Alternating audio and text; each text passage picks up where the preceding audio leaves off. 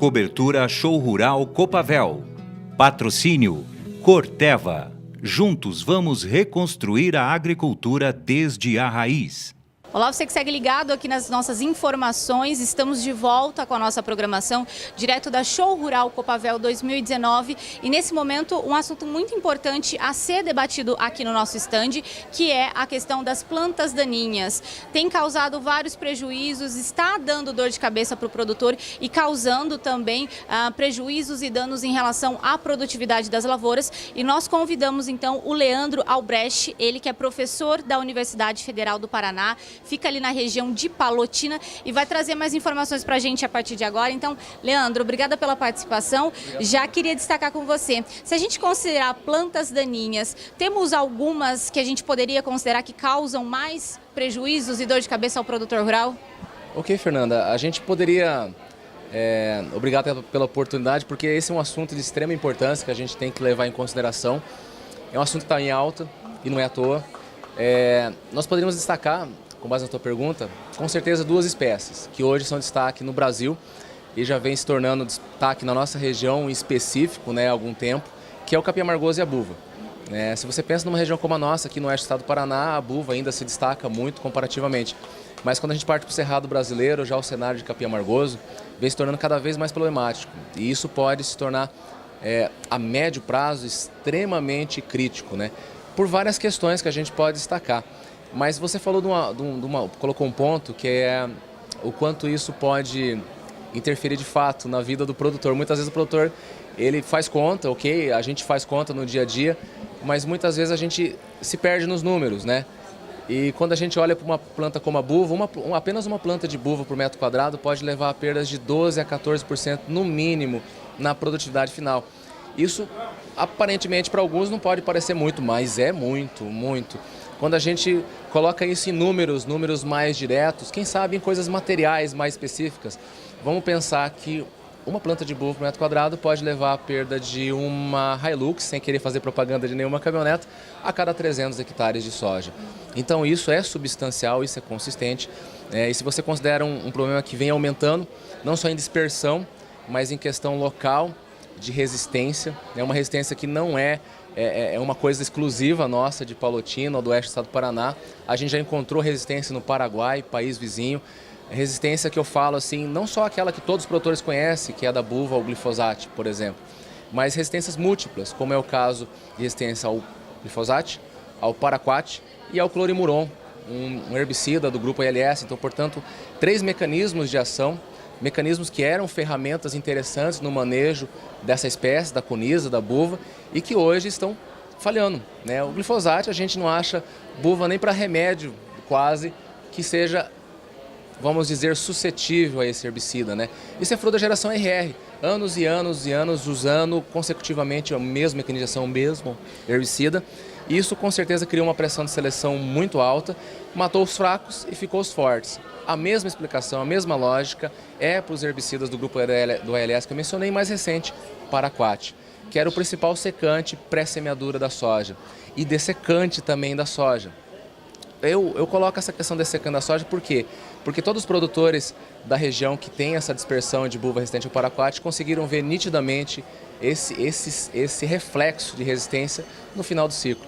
Eles dessecaram a soja com o paraquat para colher, uniformizar a lavoura, antecipar a colheita, entrar com milho safrinha, e viram que haviam bolsões, viram que existiam áreas enormes de dispersão, ou seja, buva verde, buva era para estar torrada, buva está verde. Então alguma coisa está errada e muitos estão vendo isso. E a gente deve dar atenção para isso, porque o problema não pode se repetir. Sim. A gente não pode continuar fazendo sempre as mesmas coisas, querendo um resultado diferente.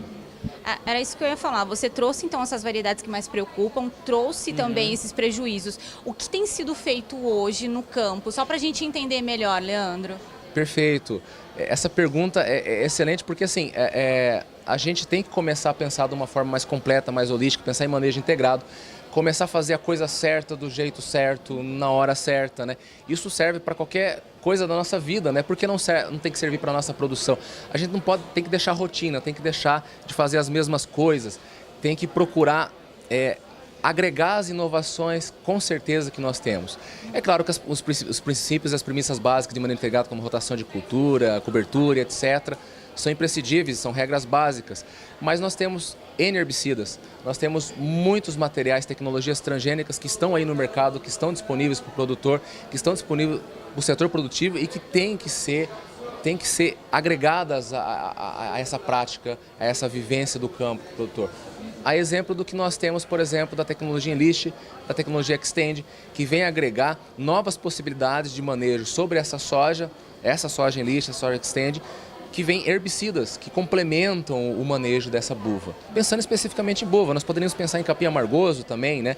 Mas a título de exemplo, não tem como desconsiderar o material que está aí, está exposto nos dias de campo, no show rural Copavel, em todos os eventos, o produtor conhece, sabe, e ele vai ter que lidar com essa realidade no futuro, e não é um futuro distante. 2020, 2021, aí no máximo esses materiais estão disponíveis para o manejo das lavouras. Era justamente isso que eu queria perguntar para você. Nós estamos em uma feira nesse momento. Perfeito. É uma vitrine para o produtor rural. Como é que a biotecnologia ou até mesmo o lançamento de novos produtos, né, novos herbicidas, como é que todas essas ferramentas vão ajudar o produtor no planejamento e no controle eficiente das plantas daninhas? A princípio pode parecer que gera um pouco de, não digo dúvida às vezes, apesar que elas surgirão, mas que isso pode deixar mais difícil, mais complexo, né? Mas, na verdade, são estratégias e a vida não está fácil para ninguém, né? A gente tem que começar a somar elas e realmente a gente vai ter que cada vez pensar mais em cima daquilo do que fazer. A gente muitas vezes pensa, nós estamos voltando, quem sabe, a um cenário de complexidade de manejo de planta daninha que nós tínhamos na década de 90, onde nós usávamos vários pré-emergentes, várias estruturas de manejo que nós tínhamos em pós-emergência também, usando vários herbicidas. Isso está voltando? Sim, já voltou, né? A gente até brinca muitas vezes falando que é a volta dos que não foram, né? Uma ressurreição de velhos produtos, estão entrando com formulações novas. Cito um exemplo, o dicamba, um produto antigo que se usava em várias situações de manejo, ele está voltando. Como ele está voltando? Ele é um oxínico e está voltando como? Em que situação? Ele está voltando já como um produto novo para ser usado em dessecação, mas ele vai ser efetivamente usado quando? Na cabeça de muitos, quando entrar a soja Xtend. A soja Xtend é o quê? É tolerante a esse dicamba, né? Então, assim, nós não podemos deixar essa ferramenta de lado. Um outro exemplo, a soja Enlist, ela é tolerante a um herbicida que muitos conhecem, o glufosinato, mas um herbicida, apesar de antigo, muito pouco utilizado. Ele tem que ser usado? Sim, já pode ser usado no milho LL e ele tem que ser usado quando surgir a soja Enlist, que vai ser tolerante, ela vai ser LL também, além de tolerante ao 2,4-D, que é outra ferramenta que nós usamos hoje em dessecação e que vai passar a ser usada quando? Em pós-emergência dentro da soja. Então perceba que é um leque de oportunidades. Ok, ficou complexo? Sim. O que não é complexo na vida, né? Se a gente começa a simplificar o sistema, né, as coisas uma hora vão dar errado, né? Tudo que vira rotina na vida, uma hora cai, né? Então, não dá. A gente tem que realmente trabalhar com as estratégias, não podemos deixar de lado, não podemos de forma alguma. Mas isso a gente está pensando, por exemplo, um pouco mais a longo prazo, até essas tecnologias chegarem na mão do produtor rural.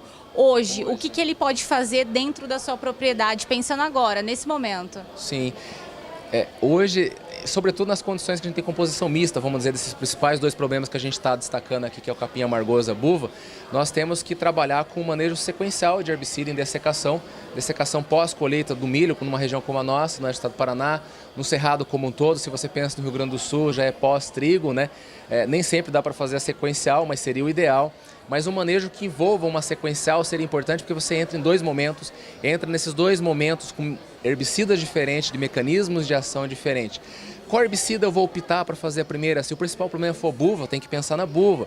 Eu vou fazer o quê? Um 2,4-D e um glifosato e depois um paraquat? Nem sempre isso vai funcionar, porque eventualmente a gente pode ter efeito de rápida necrose com 2,4-D, eventualmente a área do produtor tem resistência ao paraquat também, e aí, o que eu faço, né? Então tem que começar a colocar novos elementos. Mencionei o dicamba pode entrar no lugar do 2,4-D. Só isso que eu tenho? Não, eu tenho outras moléculas, tem o glufosinato que eu mencionei, o safenacil, eles podem entrar em associações para fazer o quê? Para facilitar esse controle e fazer com que a cultura entre no limpo. Porque a cultura ela não pode entrar no sujo, seja o sujo de buva, de capim amargoso, de trapoeraba, de poaia, de erva quente, seja lá o que for. Não pode, porque depois a vida dentro da cultura é muito mais difícil. Você vai ter que lançar um monte de herbicidas que muitas vezes podem causar certa fitoxicidade na soja, herbicidas que não vão muitas vezes ter um controle efetivo sobre uma espécie como a buva, vão só dar uma travada nela. Então o manejo, foco tem que ser na dessecação, fazer uma dessecação bem feita, para que a cultura entrar no limpo, né? Para que ela tenha um período anterior à interferência, vamos dizer tecnicamente assim, maior, e um período crítico de prevenção à interferência menor, para que o produtor fique com a vida mais, entre aspas, tranquila em pós-emergência. Se começar arrancando a cultura já com mato, é perda logo de cara. Então, assim, nós temos que pensar nisso. Eu mencionei pós-emergente, mas eu vinha mencionado à volta dos que não foram, que a gente tem vários exemplos de herbicidas pré-emergentes. A gente tem que mencionar eles, tanto para o capim amargoso, que nós temos pelo menos 5 grupos, que são opções interessantes, buva pelo menos 3 ou 4, a gente tem que usar esses herbicidas. Por quê? Nós temos que matar no ninho esse problema. Segurar a sementeira, não deixar a planta vir. É muito mais fácil fazer isso, segurar ela, muito mais fácil matar ela pequena, por isso que a gente faz aplicações sequenciais também. Então assim, nós temos toda uma lógica, tem uma estrutura que dá para ser usada, produtos que estão disponíveis no mercado. Alguns podem perguntar, nossa, não tem novas moléculas, mas tem muitas moléculas que podem ser utilizadas e elas estão ali hoje, né? É claro, os transgênicos, além dos que já existem, vão vir, né? Eles vão se somar a esse processo, mas hoje a gente consegue, vamos dizer assim, entre aspas, brincar bastante com isso e evitar que o problema surja e faça a gente perder uma caminhoneta a cada 300 hectares, né? Então essa é uma realidade. Eu entendo dessa forma. Então, assim, em resumo, é o produtor olhar diferente para a sua lavoura, resgatar até mesmo alguns produtos que ele utilizava, agregar o uso dessas novas ferramentas. É um planejamento diferente, tem que olhar diferente para a sua lavoura para a gente garantir, então, produtividade e minimizar esses prejuízos e essas perdas ocasionadas pelas plantas daninhas. Sim, perfeito. E a gente vai ter que, dentro dessas possibilidades que os desafios nos geram, né, a gente vai ter que fazer o quê? Ser mais técnico, né? O produtor vai ter que estar mais conectado com a assistência técnica, vai ter que entrar em canais direto de informações como a Destaque Rural ou outro canal, para que essas informações lhe fiquem mais claras, né? Para que ele possa fazer a coisa certa na hora certa, do jeito certo, né?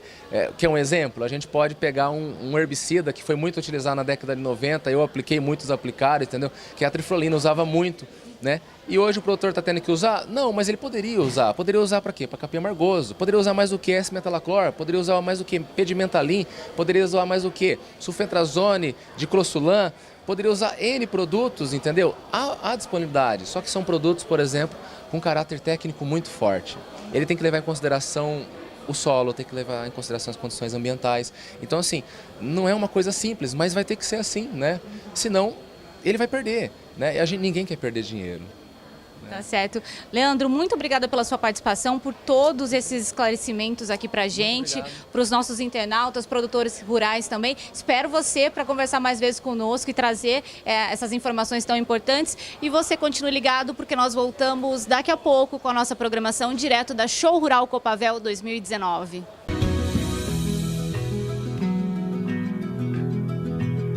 Cobertura Show Rural Copavel. Patrocínio Corteva. Juntos vamos reconstruir a agricultura desde a raiz.